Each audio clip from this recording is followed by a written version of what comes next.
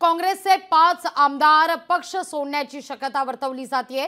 Cross voting करणारे 7 पैकी 5 आमदार पक्ष सोडण्याच्या तयारीत असल्याचं कळतंय।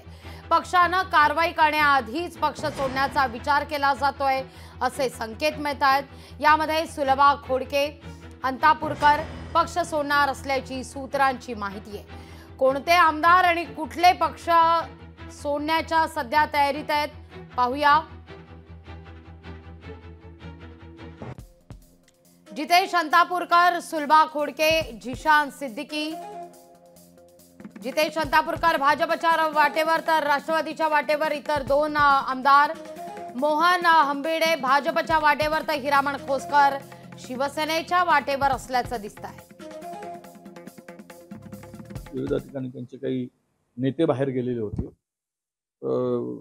त्यामुळे त्यांच्याकडनं काही आम्हाला फार अपेक्षा नव्हती, ते कारण त्यांच्याबरोबर जोडलेलेच होते 2 वर्षापासून।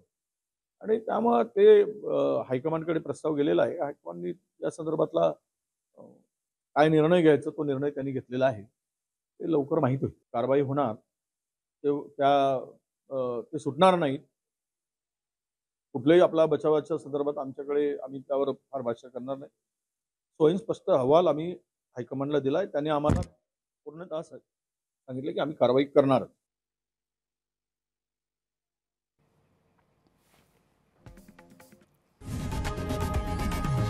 लोकशाही मराठी ऐका, पहा, जागरूक रहा।